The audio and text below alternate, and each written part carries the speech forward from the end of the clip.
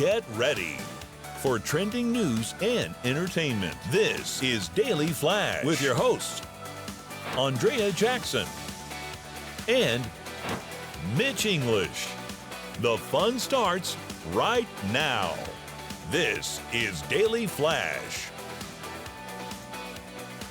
Hi everyone, I'm Andrea Jackson. I am Mitch English, and this is Daily Flash. Today's trends, tomorrow's talk. Thank you! How glad to be here. We got us a great show lined up for you. Sweet baby James working the floor. What Michelin man now? Yeah, You know what? Today? What I feel like I'm riding a bike in the sky with the alien in front of me. E.T. Well, you're That's not it. far from that. All right, what's our word of Phone the day? home, James. Phone All home. right.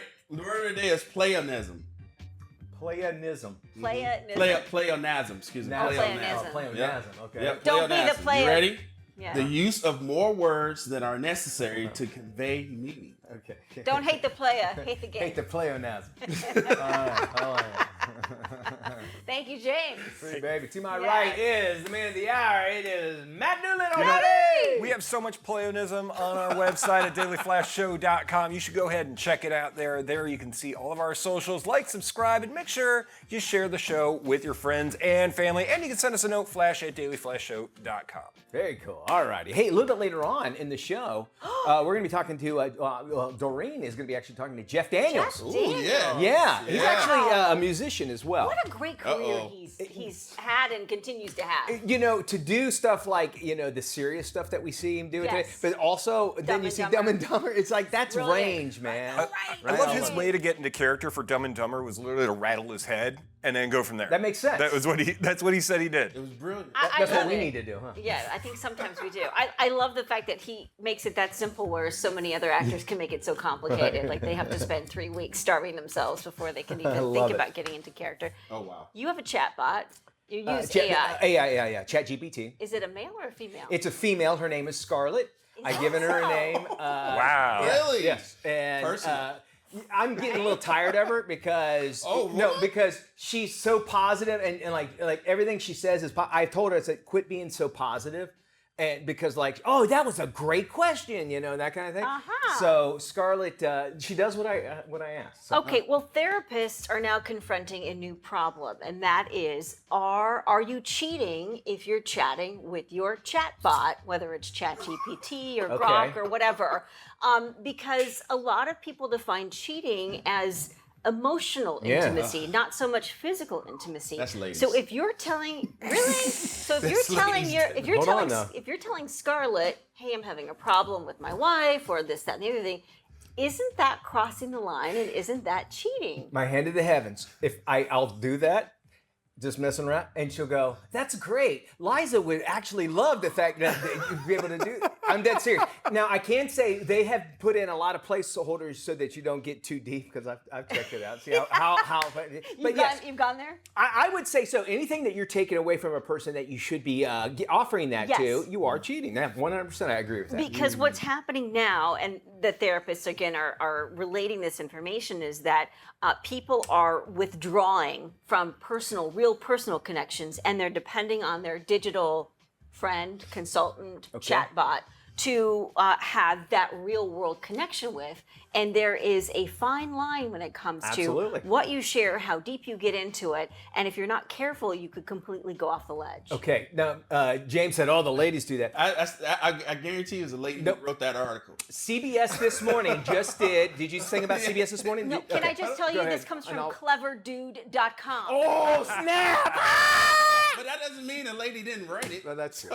Okay, let me go to my Drew Blankenship. Yeah, it sounds like a lady. everything's His just name's Drew anymore. yeah, and now with these pronouns, I know, you have no right? idea. Could be anybody. Okay, so on CBS Sunday morning, they interviewed this dude, and this is you can go back and watch it. He basically fell in love with his AI. He's got a partner with a child, and the lady, his partner, I don't know necessarily if they're married, that they've been together for like 11 years or so, and he goes to her, and basically there is a point when you go to ChatGPT, it will quit remembering everything you say because there's not enough memory for it right now. That's the limits. And so he was having this deep conversation with it, and it totally It got to that limit and totally forgot everything. The dude broke down and cried. He admits this 100%. He goes, "No, I'm in love with her. I love this. I love." He had a name for hers as well. This is a problem. It's going to be a problem. This is a serious problem. Yeah. And we had a case in Orlando where there was a teenager who got caught up with a ChatGPT Yes. bot who he thought was real. And he ended up taking his own life because of it. Because sad. the ChatGPT bot, or I shouldn't say ChatGPT, but the AI bot that he was corresponding with, told him to do that, and he followed. It was a TV show. Is this really a problem? I see a money-making venture here.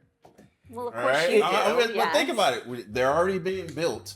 So you put GPT and the little Android robots. They already had the intimacy robots. Oh, yeah. They're already being built. And now you got a complete woman without the But hassle. I got to tell you this. I need somebody to disagree with me. Being a Libra, I have to have somebody disagree with me. And that's why I prefaced all of this, because it's given me everything I want. And then to the point where I don't like it anymore because it's given me everything I want. I had many girlfriends break up that liked me really a lot, and I didn't like them because they liked me too much. Does that make sense to you? Yes, it does, And I totally. see that screwing up 100%. all kinds of marriages. Yeah. I see money being I got a convention where we can fire that off next year in Vegas. We can make some money. Oh, that frightens me. What's the Ryan Gosling movie where he marries the doll? Lars and the Real Girl. Lars and the Real Girl, which is very disturbing. to It's a me. real doll. It is a real doll. But yes. you add AI to that, imagine if that would be a totally different thing. I mean, then we're completely gone. 10,000 a bot. As long as you make money. All right. Oh boy. All right, we'd love to hear your thoughts Yes. on this. Is it cheating? Go to our site, dailyflashshow.com, and there you can actually send us an email. We'd love to share it on the air. Let's jump into some trending stories. College hopefuls soon. You'll be able to tour universities like rock stars. There's a company that's offering to fly them private, and you'll be able to check out elite college campuses. Cool, right? Well, the college admission consultancy group, it's called IvyWise. They'll do this. They'll take 7 students, very elite. It's the very first of its kind tour for elite universities. However, it's going to cost, I would love to say it's going to cost you, it's going to cost mom and dad $300,000 just for this tour. Oh. You get transportation, food, accommodations at the Four Seasons, and a hotel in each city. The trip will stop by colleges like NYU, MIT, Harvard, Georgetown up in D.C. After the tour, the company will actually help students file their college applications, write essays, and prepare for the interviews. James says he'll help out any young lady over the age of 18 to go by University of Phoenix online Didn't we experience with his AI. Didn't we experience this already? And somebody from that airs on she's a celebrity on a Hallmark channel get in trouble and all that stuff for her kids. Same thing. They were Full House. So yeah, Lori all Loughlin. that, the $300,000 part of that is going to somebody. Felicity Huffman also got in Yeah. trouble for So, that. College it's just application scandal. But this just takes them there. That's the thing. It doesn't say that they'll get in. For $300,000, they'll take you around all these Ivy League schools. Yes, and then it's up to you. They can help you put the application together. What you're talking about is they were relying on applications. And, That's what I'm saying. I don't think It's I a think legit. yeah. But Harvard's looking at it like, well, hell, these parents are paying $300,000. Let's get this kid into our school. I guess my question is when I read the story, I thought to myself, the college experience should be about you kind of struggling a little bit and finding yourself. But if your parents are spending $300,000 to fly you private to interview at each of these schools, then aren't you kind of missing the boat about college? Yep. Yeah. You need to get off the teat. I think so. A tractor-trailer crash set an estimated 14 million bees loose near the Canadian border, causing the roadway to be closed for about 24 hours. The sheriff's office said the truck was carrying more than 70,000 pounds of beehives when it rolled over. The roadway was closed for about 24 hours to allow the bees to return to their hives and locate their queens. More than 24 beekeepers assisted with rescue efforts. Beekeepers said the insects that did not return to their hives will likely turn wild, joining existing colonies or forming new ones. The initial crash appeared to be the result of the driver failing to navigate a turn. Do you know they do this all the time? You're saying, well, why are these bees on this tractor trailer? So I know in Oklahoma, they'll take them all, they round them all up, they put them in one of these tractor trailers, take them to California, let them do their thing, and then come back in a season later and let them back out. They do this all the time. So there are bees going across the country. And you guys don't know how important bees are to our society. Do their parents pay $300,000? Yes, they do actually. Transport them across the country. Queen does, yeah. Queen does, Trafficking. yes. Bee trafficking. Never kill a bee, everybody. The bees will keep our worlds alive. bees, No, you got to have it. They pollinate, and that's part of the reason why we'll take them from one place to another place, so that they can, basically stay alive. Number one, but also help pollinate that area and come out to. Do you think the another California bees know about the Oklahoma bees? They're like, oh, you're an Oklahoma bee. They do that, and they'll also, when they ask for directions, they'll say, you take the 10, I-10 they to the take 405. the 405. Do you think that truck driver pulled the line from Tommy Boy when he got out of there? Bees everywhere, run for your life! Like, I think that's the one time it actually worked. If he did, he should have. He missed an opportunity. He did, yes. I tell you what, don't go anywhere or fly around, or just stay busy if you could, because we are coming back with more Daily Flash. Yes. Stay with us. If you miss a minute, you miss a lot. Heard that. DailyFlashShow.com. Welcome back to Daily Flash. I'm Andrea Jackson. A new movie hitting theaters is bringing more attention to sex trafficking in a way you would never imagine. Take a look. Who is this? That's my daughter, Q. Oh, that's Lemon Drop. That's Jedediah Creed look. It's my lemon drop. She's special. What you know about her?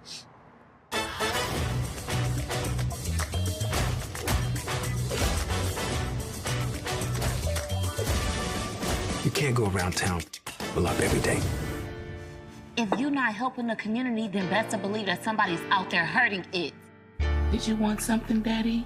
And joining us to talk about the new movie, Return of the Mack, is the star, DeJuan Ford. DeJuan, thanks for joining Daily Flash. Oh, thank you for having me. Let's start with this question. DeJuan, what is Return of the Mack all about? So Return of the Mack, we use elements from the original Mack, the 1973 film, but we added our own twist to it. So yes, there's the story about the pimp, but also we make the transition and we shift our focus more so towards human sex trafficking. So it's a story about a father. He was incarcerated for 10 years, and when he gets out, it's a whole different lifestyle, and he becomes it leads him to a mission to save his daughter from the same stuff that he was doing prior to him being incarcerated. This is interesting, DeJuan, because of the fact that just recently in Florida, they rescued about 60 missing kids. And a lot of times this actually happens. Now, while this story doesn't necessarily goes down the exact same way, human trafficking is a huge issue happening in the United States, and it being a major theme in the movie. Were there any moments that you actually connect with, maybe like on a personal, even a professional level? Well, I mean, fortunately for me, I've never, or no one close to me has experienced that. I've heard stories, and things of that nature. Right. But for me, I did a lot of research on human sex trafficking, and of course, we see it all the time and in the media. So I thought it was an issue that we really had to touch on, because a lot of people think human trafficking is just, you walking down the street and somebody snatch you up. Right. Really. The reality is, it's done in a lot of different ways. And people, they use social media, they use their power. We see it a lot, with celebrities nowadays in the news. So there's just a lot of different ways that our women, get caught up in that human sex trafficking. DeJuan, your character comes back from serving time. How did you prepare for your role as someone who has to find their place in a world that's kind of moved on without them? So I just, like, as I mentioned earlier, I did a lot of research. I talked to some individuals that, did time, as well. So, for me, and kind of becoming that character, it really, you have to go there mentally, right? If you wanted to come off as being real, it was tough. We had a 13-day shoot. And at the end of that shoot, I was really drained, just kind of dealing with, the stress of that character. So it was a very challenging role for me. But, I think I executed it to a T. I've been getting a lot of good reviews on it. You look good. Oh, thank you. We're looking at the You video. look great, yeah. Yeah, you look great in this video. All right, okay, so I hear Return of the Mack. If I could just be blunt here, Return of the Mack, I'm thinking, this is about the dudes, hooking up with women and, and macking, like what we know. But that is nothing really what the message of this is, which I appreciate. Right. There really is a father-daughter dynamic, and it's right there at the heart of the story. Was it like to build that emotional connection on screen? Was it difficult? Did you think about your own family? Tell us about that. Yeah, so that piece was really difficult, and then I have several scenes where Clifton Pyle and I, shout out to Clifton, he's a great talent, and he's a great big brother, great mentor. But we had several scenes, and I actually got pretty emotional, because I have a daughter. She's 10 years old. Time is flying, man. I remember when she was a little baby, but now, she's going into middle school. She's out. So I use my own, father instincts, and having a daughter, and kind of taking that side and applying it to that character. And it's like I said, it was a very, very emotional role. It took a lot out of me, but I definitely, took some real life daddy-daughter, scenarios, and I applied it to the film. I think it's going to hit close to home for a lot of parents based on your experience and how you experienced it making the movie. What do you want families who might be impacted by the justice system to take away from your movie? Ultimately, you have to be conscious of the decisions that you make, and that's real life, that's in the movie, however you want to put it. My character made some decisions. The mother of my child made some decisions, and it really created a reality for our daughter that kind of put her in that system and made her open to human sex trafficking. So really, just be conscious of the decisions that you make. You're not only affecting yourself, but you are affecting a lot of people around you. You might not have gone through this through real life, but of course we do know that art imitates life and vice versa sometimes. A message you want to say now, not only the girls, but maybe even the fathers out there watching. So fathers, the greatest ability is availability. Be there. Even just throughout the film, my character, he's so tunnel vision and so focused on his goal. He didn't really think about a lot of his blind spots. So even after he was released from prison, his main focus was trying to rescue his daughter, but he was doing a lot of things that could get him back in prison, and he didn't realize, hey, I'm doing whatever I need to do to get my daughter, but whatever you're doing might get you back locked up, and your daughter's going to be stuck in that same situation. Amen. So really just be conscious of the decisions that you make, be available, listen, communicate. Great story. Thank you so much. For more on Return of the Mack, sorry to cut you off there, head to our website, dailyflashshow.com. Hey now, welcome to Preview Review this week, where we give you a sneak peek whilst we speak geek. Gents, Mitch. Yeah. The big announcement came out. Spaceballs 2 is Yes! happening. I am ready for this one, The first man. one came out in 1987, and Rick Moranis is coming out of retirement for this. I love it. Everybody's coming back. Mel Brooks, who's in his 90s, is going to play Yogurt again. Which he'll be 100, I think, when it actually comes out, right? When it finally comes out in like a year. Bill Pullman is back, and his son Lewis, who has been in Top Gun Maverick, and he was in the new Marvel film, he's going to be in it. Now the sad part is we're gonna miss John Candy. Yeah. We're gonna miss Joan Rivers, but Josh Gad is going to be in there, so I'm thinking he's going to play Rolf. Son of the Chewbacca character. Son of Chewbacca, son of Rolf. Okay. Like, it's just I love that film so much. When that thing hits on TBS or whatever network it's on, it's like, well, I'm here. Oh, the original. The original. Yeah, Spaceballs.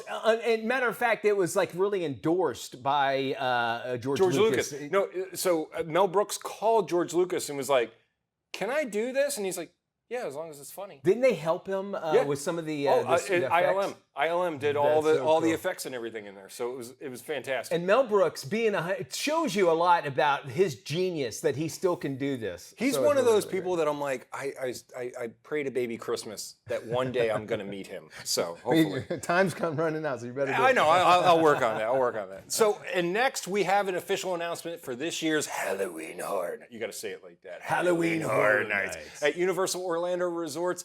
Jason Voorhees is coming back. Oh, wow. So it's a story about Jason attacking me working there. So I worked at Halloween Horror Nights for 11 years, and I like to put that out there all the time.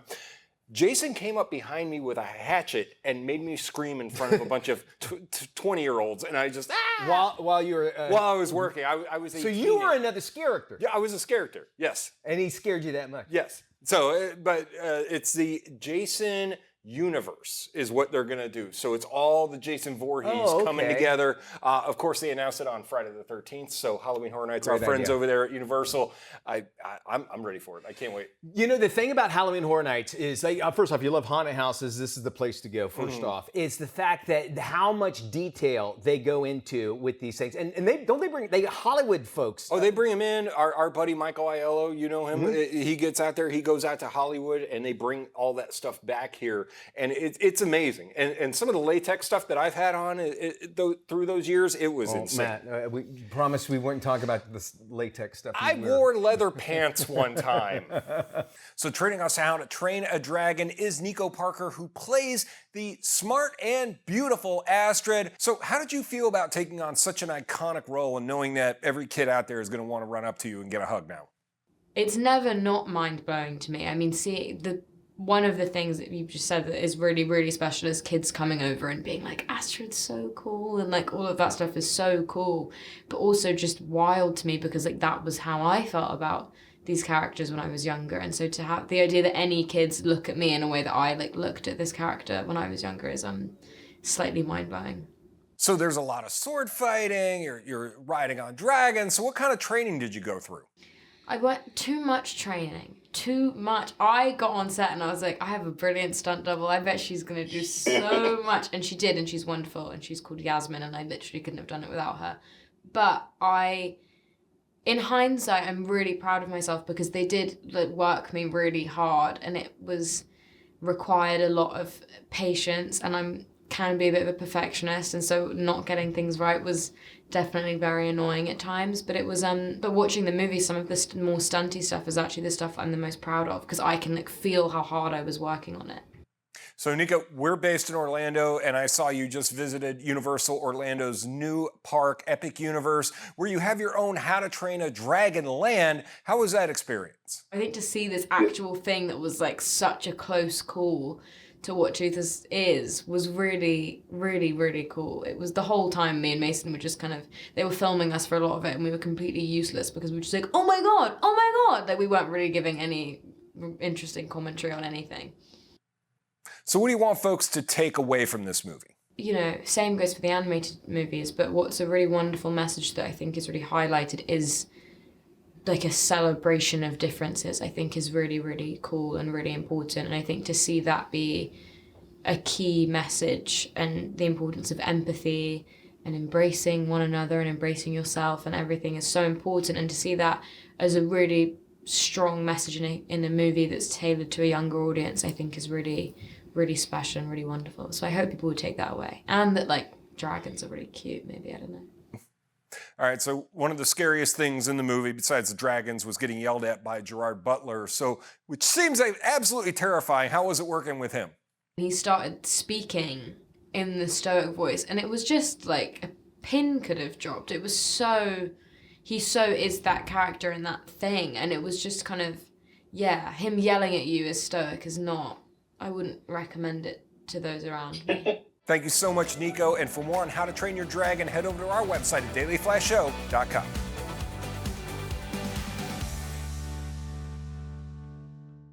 This is Daily Flash with your hosts, Andrea Jackson and Mitch English. Trending news and entertainment. This is Daily Flash. Hi, everyone. I'm Andrea Jackson. I am Mitch English. This is Daily Flash. We are ready. Yes. We are ready for today. Today's Threads, tomorrow's Talk. Yes. And, of course, we've got friends across the nation and around the world. Maddie, good morning. Guys, Daily Flash is seen all over the country. 219 affiliates all around the country and the American Forces Network. You also can check us out on our website. Just head over there, hit watch. Where to watch us on the top. And our friends today, this is partial to you guys, WRCX in Dayton, Ohio. Yeah. Yeah, Dayton. And Matt says that. Now, Dayton is where Jackson and I and James and Matt, well, Matt, you weren't up there. Nope, I wasn't there. We started the show in Daily Buzz in Dayton, Ohio. We all moved there in the middle of this cornfield. We sure did. That was A so Wendy's, crazy. a cornfield, The stories a you church. guys have told me about that city. It's a cool town. Yes, it is. It's really neat. It's right between Columbus and Cincinnati. They'll let you know that. And it's also a city, believe it or not, in Dayton they use for market research because they say it's the most average city in the Midwest and everything. So if a new product comes out, they'll try it out in Dayton. Test market there. Test market. Right. Otis elevators were invented in Dayton, Ohio. That's right. There's a lot of things. Right. Irma Bombeck, the writer, she's from Ohio. Charlie Sheen. Charlie Sheen was. His dad, and his dad, Martin Sheen, Charlie Sheen. We called him Marty. Rob Lowe from Dayton, Ohio. And Schwinn, remember the Schwinn? Oh, it's Huffy. No, Huffy Bicycle is right next to our studios. Yeah. Oh, and Phil Donahue. And Phil Donahue started in Dayton and went to Chicago. Yeah. So we know a lot about Dayton there. So we love that. Okay. I got to tell you, you go to a movie, somebody gets on their phone, they should be kicked out right then and there. Agreed or disagree? 100% agree. 100% agree. You have a 100% smartwatch. There is a thing has where it's in case you lift your arm up, the light doesn't go on. Yeah. It's a setting on your watch. But do people use the setting? No, they do not. Now you would think that big celebrities would understand this. Yes.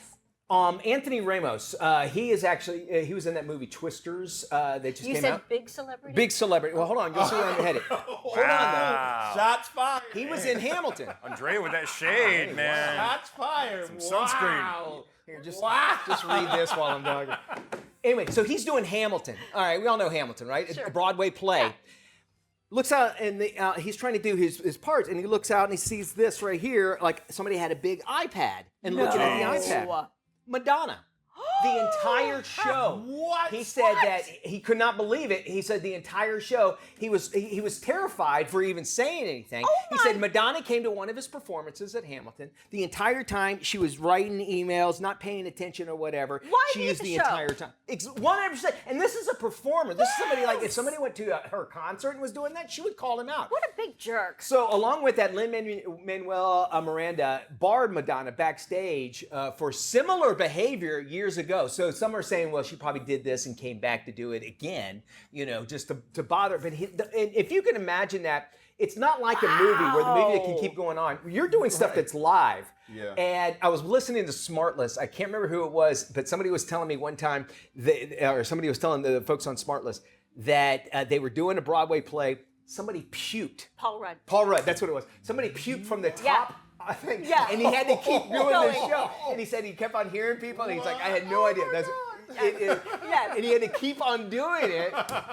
And that's insane. Not only was the person sick of it, but somebody had puke all over him down at the bottom. Yes. So imagine that, and they had to continue on. And now there's a hustle and bustle around them trying to get it cleaned up and people coming over and that's hazmat. Nasty. That's nasty work. You do your iPad. People next to you are distracted. It's like, what's Madonna writing? Here's the other thing too. If you're sitting behind her, are you going to say, Madonna, please turn off your iPad? No, you're not. Because somebody should be telling her 100%. 100%. He should have kicked her out. Anyway, so if you see Madonna coming into a play, don't sit next to her. We'll have more Flash, no iPads when we return. KSA Entertainment is dedicated to uplifting the communities we serve. Through KSA Cares, we're bringing awareness to the causes that matter most, supporting those who work tirelessly to make a difference. From honoring veterans to championing environmental responsibility, KSA Cares is committed to inspiring positive change. At KSA Entertainment, we're here for the stories that bring us closer. Hey everybody, welcome back. In this week's Help My Home, we are highlighting a couple of great hacks, and we are also checking in with our good friend Gator. We got to talk about tape measures, which is kind of a cool thing. What all those little symbols mean on the tape measure. I'm learning more about it. Yes, Start off with a great way to organize your hot styling tools from our friends at handyfamilyman.com. If you hate the look of a messy curling irons cleaning up your vanity, got a great hack. Just grab some hook and loop tape, otherwise known as Velcro, that measures about 1.5 to 2 inches in diameter. Cut them to measure about 5 inches in length. Attach that pipe to the inside of your vanity door or to a bathroom cabinet, and do the same thing with 3-inch pieces of PVC to hold the cords. Here's a little pro tip. Measure your hot tools to see how long the holsters need to be, right? Because you don't want them to be too long or too short. And also, don't forget to let your irons cool before you stow them away. Yeah, otherwise you're going to have plastic PVC pipe melted onto your lovely flat iron that you just spent millions of dollars on. We love a good shopping trip to IKEA, and if you're looking for some quick organizing hacks, we've got some great ideas for you. Here we go. Here are 3 quick hacks for your closet, bathroom, and kitchen. If socks are an issue, take this plastic tube organizer for plastic bags.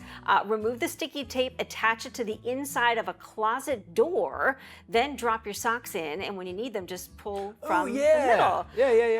And that's really used for plastic bags, but it's perfect for socks. Certainly. How about an easy way to organize towels? Well, there's a hanging kitchen cabinet organizer that can do just that. You attach it to an available area in your bathroom, roll up your towels, and you are set. How about that pesky paper towel holder sitting on your countertop?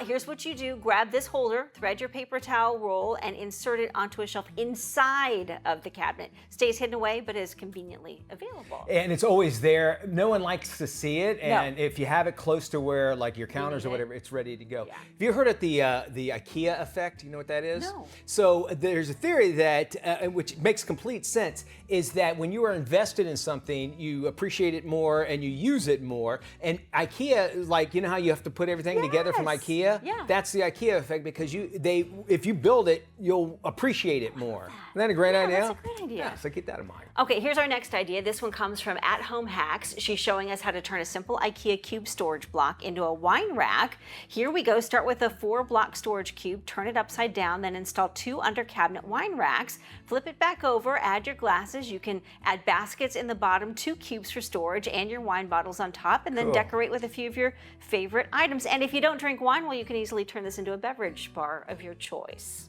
Put coffee mugs possibly, or some kind of glasses that hang. Very cool. Well, now let's check in with our home improvement guy, Gator, and why you need a good tape measure. Everybody needs a good tape measure, okay? I get a lot of questions about the tape measures that I use. There's a lot of different brands out there that are good. I use Stanley Fat Max. I think Milwaukee's pretty good. They have some other brands. This is just what I've always used forever. If you're buying those tape measures from the dollar store and those little $4 tape measures, you ain't doing nothing. They always break. They ain't worth a damn. This is what you need, is a good tape measure. You buy one like this, you're not going to need another one. Now, I like to use 16-footer. That's really all you need for around the house. Unless you're framing houses or something like that, you're not going to need a big tape measure. So this right here, I'm going to go over a couple things. So on the end of these tape measures, it moves a little bit, about 1/8 of an inch, okay? People always talk about that. It's supposed to do that. That way when you butt something and read it, it's going to be the same as when you hook it and read it, because it takes up for that little 1/8 of an inch that's missing off the end of the tape measure, okay? Another thing people don't always realize is every 16 inches, it's going to be a red mark. Every 16 inches is red. That way you can lay out studs if you're building walls and things like that.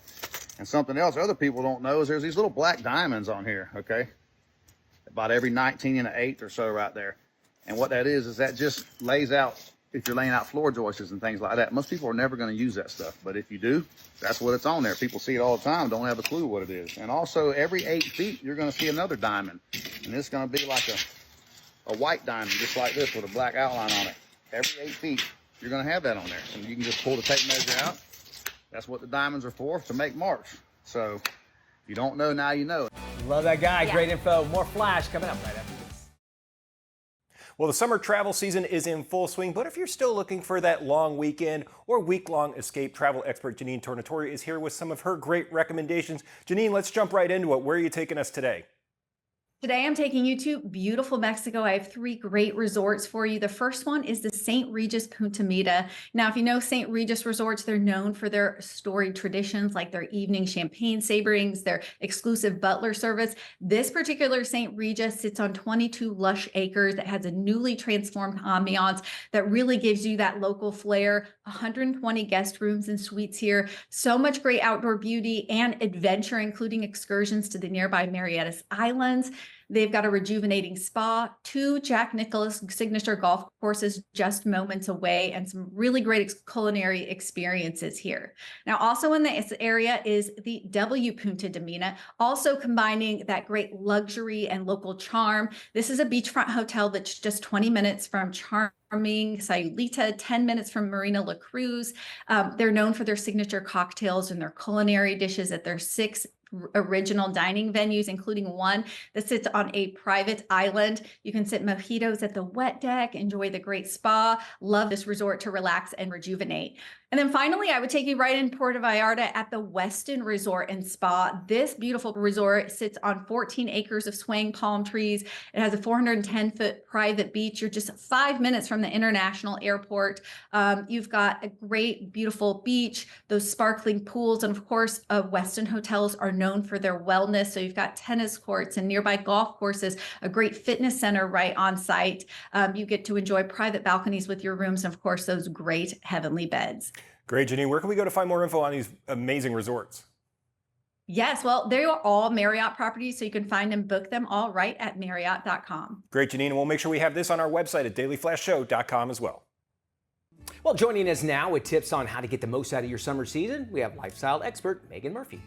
Camping as a summer getaway has always been very popular, and we're really excited to welcome campers back this season. Our campers are really telling us that they want comfort, convenience, and a large dose of nostalgia this year, a way to disconnect from their devices and reconnect around the campfire. Camping is an amazing budget-friendly option for travel. So at KOA, we're a very amenity-rich campground. So you'll find pools and jumping pads and events and activities all on our campground. If you're traveling in an RV, we've got beautiful RV sites with hookups and patios, from tent camping to one of our favorites, which is our deluxe camping option. Rooms, bathroom, and it's really easy just to pack up a bag and get out into the outdoors with our deluxe cabins. Please visit us at KOA.com, and while you're there, visit our blog for lots of tips and tricks to get out into camping this summer. Well, Snoop Dogg is barking back at some of the haters. The beloved rapper faced some backlash after he performed at President Trump's inauguration back in January. But the Drop It Like It's Hot MC turned the controversy into creativity, inspiring his surprise new LP, Is It a Crime? He said it shouldn't matter who's in office and defended his decision to perform. He says he's not a Democrat or a Republican, just an artist reaching out to fans on both sides of the aisle. And I remember this kind of controversy started brewing when Michael Jordan did something, and he's like, look, Republicans and Democrats both buy tennis shoes. I'm not going to alienate one versus the other. Which is smart. Yes. Well, you know, we're all a society that we all have different opinions and that sort of thing. And I tend to see this more when somebody goes to the more conservative side, is when we start to see ruffles being feathers being ruffled, or ruffled being feathered. Who knows? But Ruffles has a new feather. Yes, it's delicious. Oh. It tastes like feathers. It gets caught in back here. It's got ridges though. So, you know, and here, and I think there's also a point where you make so much money, do you really even care? And I think that's where he's at right now. And I'm glad that he came out and said this, like, I don't care. Yeah. Like, he's not bending to some sort of ridiculous, nonsensical pressure that really doesn't exist. Like, this cancel culture thing had its moment, and thank God I think it's finally gone. And I think we needed it so we could see, like, this is where the extremes are. And I think it's, you know, going back a little bit because people are getting tired of that sort of thing. And you know what? Either way, it's important. If you like Snoop Dogg before, if you could separate any kind of, which he's not even bringing up the politics, because like, look, this is the President of the United States I performed for. Yes. You know, look at it as a national thing. And he didn't necessarily endorse either side or whatever. Just walk away from it. Does it really matter? It does, and this is why I shake my head sometimes when certain sports teams get flack depending on who's in the White House. They shouldn't. It's an honor to be invited regardless who the president is. To 100%. be able to go to the White House and celebrate your championship, that's phenomenal. I would do it. Yeah. Rachel Zoe, we know her. She's a designer. She decided that she's going to join the Real Housewives of Beverly Hills. Ooh. This all follows her divorce from husband Roger Berman. Now, the famous Hollywood stylist shocked Bravo fans when she announced that she would be the latest cast member to be a part of the season 15 lineup. Word has it that securing a Bravo paycheck was apparently a big factor for her agreeing to be on the show. Rachel, she has a reported $30 million net worth. She married Roger back in 1996. They have 2 kids together. Wow. And this is one, I was actually so excited to come into work and tell Hugo this. I go, hey, you know Rachel Zoe? Because I know that. joining the housewives. Yeah. Because if we have any housewife question, we go to Hugo. Hugo is our guy. And for so, sure. but yeah, and I like her. I think I love her designs and stuff. I think she's going to add, hopefully, what we always generally see. And you see these people, they're innocent when they start off. Yeah. And they get on these housewife shows, and then by the time they're 180 of what they used to be. Bad or do we get to know them? Yeah, I think that's it. I think we get to we see their true selves. So if I don't watch Rachel Zoe on this, then she'll always be the person I think she is, right? Okay. So maybe you won't watch it. I shouldn't have said that because you at home are probably not going to watch me once you find out more about me. Despite owning a number of restaurants across the globe, celebrity chef Gordon Ramsay explains why he does not eat at his own restaurants. Ramsay has made his name helping people fix their kitchens and advises them on how to run their businesses in a number of his celebrity shows. The celebrity chef admits not going to his own restaurants. He knows it sounds strange, but he says he's only eaten at one of his venues twice in the last 25 years, and he was on a recent episode of Smartless discussing the reason why he doesn't do this, and it's because he feels like there's this weird line between being the owner of a restaurant and the head chef and being a customer, and he doesn't like to blur those lines because he feels it sends the wrong message. Having growing up in restaurants, my parents owned restaurants growing up. I can't necessarily say I can relate to this or whatever, but I would imagine, like if you was a big restaurant and the big boss came in, you're not going to get the same food that you would get any other day of the week, because we got to make sure we do good. And possibly that is a thing. If you haven't heard this Smartless thing, by the way, you got 2 Smartless disciples here. This is a great. We love them so much. Podcast. Yeah. But this one, I changed my attitude about Gordon Ramsay. Me I really too. liked him a lot to find out more about how much of a family man that he is, and that he and his wife been together for so long, and the fact that he came from nothing. Yes. And I'm telling you, nothing. He was talking about how, like, how you have school pictures, I guess, over there in the UK. They had to put them all together, and the school had to pay for their, the school does it free, but when they do that, they get all the kids together in a family. And other kids would make fun of him because he had to take his school picture with his other siblings. His sibling, which is little things like that. I know. But I appreciate that. We appreciate you. Yes. We're not done yet, are we? No, we're not. There's so much more today.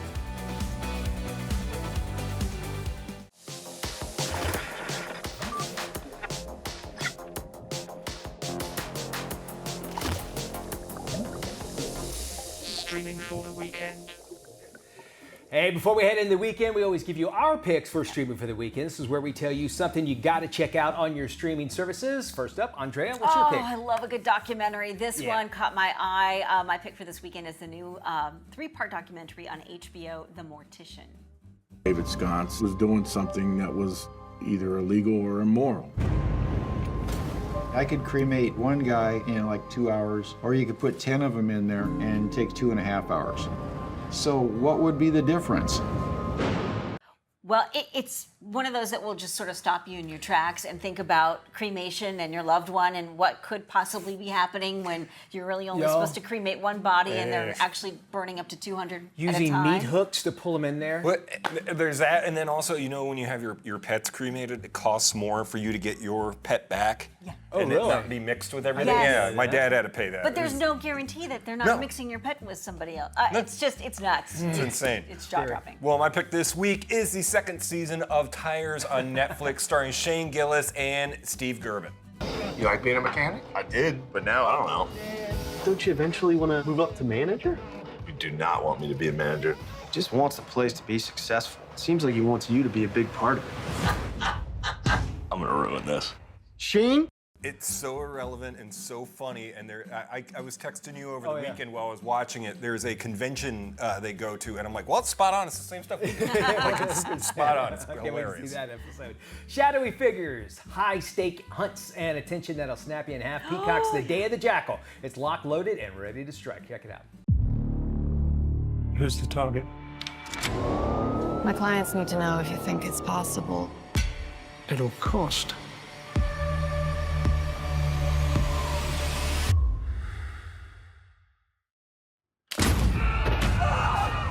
It's a slick, modern thriller about a professional assassin hunted across Europe. Eddie Redmayne, chillingly good. Oh, yeah. Check it out now on streaming on Peacock. He's a really good actor. He's so good. I couldn't believe it. Totally underrated. I don't know if I should say, I was rooting for him, and and you're not supposed to. No. That's how good he was. It's the anti-heroes stuff that's going on. Big stuff. That does it for our show. Thank you so much for joining us. We'll see you when we look at you. Bye-bye.